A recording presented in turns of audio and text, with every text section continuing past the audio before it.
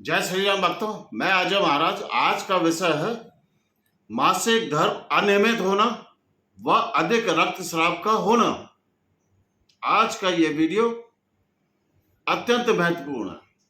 हमारे पास अनेकों महिलाओं के, अनेकों लड़कियों के फोन कॉल्स और शिकायतें आई हैं कि महाराज जी, हमारा जो मासिक धर्म है वो काफी समय से अनियमित हो गया है, काफी लंबे समय तक चलता है और 90% उन महिलाओं ने या बच्चियों ने ये शिकायत भी की है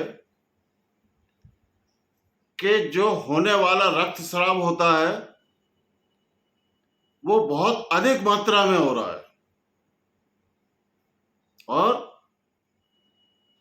पेट में असहनीय दर्द होता है, उल्टे सीधे सपने आते हैं,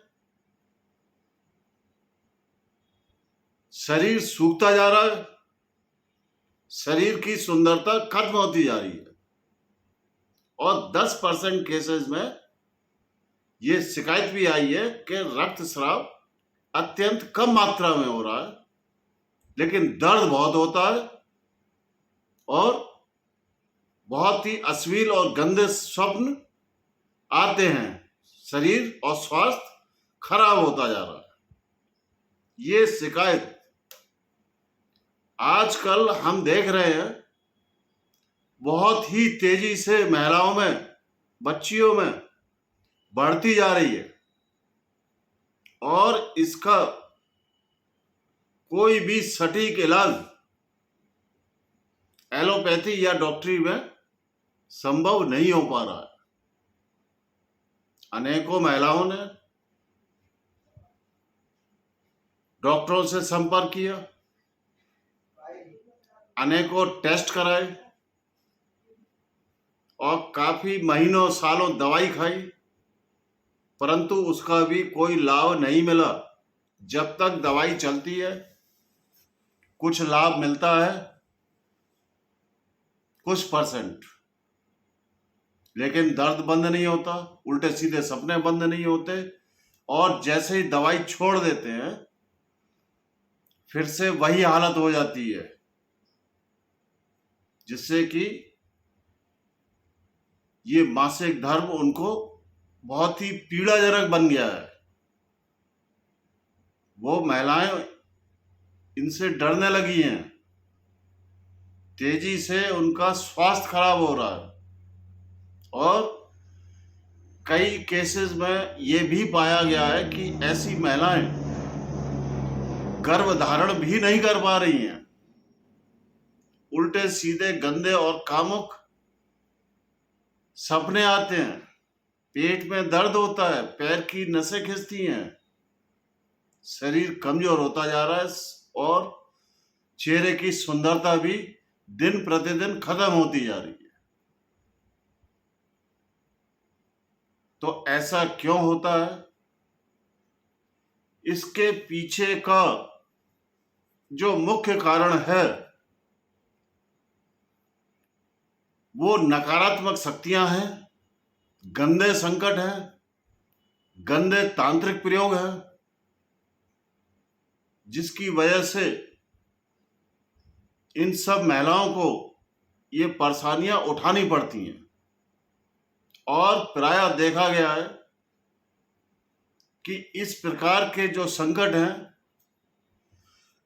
वो दो प्रकार से लगते हैं। एक तो आपकी अपनी गलतियों से, जैसे किसी गलत तांत्रिक वस्तु पर आपका पैर का पड़ना, किसी तांत्रिक वस्तु को चौराहे तिराहे पर लांघना, गलत स्थान पर थूकना, गलत स्थान या पेड़ इत्यादि के नीचे टॉयलेट करना, या माहवारी के समय दोपहर में चौराहों पर जाना और मेहंदी इत्यादि लगाकर घर से बाहर निकलना। क्योंकि मेहंदी संकटों को अपनी ओर आकर्षित करती है। मेहंदी लगा के कभी भी घर से बाहर नहीं जाना चाहिए। तो ये कुछ इस प्रकार की गलतियां हैं जिसकी वजह से इस प्रकार के संकट और गंदे संकट, जिसमें कि प्रमुख हैं मसान, जिंद, खबीस, ब्रह्मराक्षस और गंदे संकट, ये लग जाते हैं, जिसकी वजह से प्राय ये शिकायत होती है। दूसरा तरीका इस प्रकार की शिकायत के लिए जो पाया गया है, वो आपके किसी शत्रु ने जो आपसे जलता हो और ज्यादातर इस प्रकार के शत्रु बहुत ही नजदीकी घर परिवार के ही होते हैं। बाहर वाले व्यक्ति को ज्यादा मतलब नहीं होता है। कोई भी शत्रु, हम उसे शत्रु ही बोलेंगे, जो आपका अहित करना चाहता है, जो आपको कष्ट देना चाहता है, जो आपका स्वास्थ्य खराब करना चाहता है, जो आपको मां नहीं बनने देना चाहता है, वो किसी तांत्रिक अघोरी से मिलके इस प्रकार के गंदे संकट या गंदे तांत्रिक प्रयोग आपके ऊपर भिजवा दे, जिससे कि आपको इस प्रकार की परेशानियां उत्पन्न हो। प्राय यही दो कारण पाए गए हैं इस समस्या के होने में। अब बात आती है इसके निवारण की, कि इससे कैसे बचा जाए। देखिए, जब इस प्रकार की शिकायत आती है तो अनेक संकटों का, अनेकों नकारात्मक शक्तियों का प्रवेश आपके शरीर में हो चुका होता है। इस वजह से आप स्वयं पूजा पाठ के माध्यम से इन संकटों का निवारण नहीं कर पाएंगे, क्योंकि पूजा इन सब नकारात्मक शक्तियों का निवारण हेतु किसी देवता भगवान की सिद्धि आशीर्वाद का होना परम अनिवार्य होता है। इसलिए आपको समय बर्बाद ना करते हुए किसी योग्य महाराज से संपर्क कर कर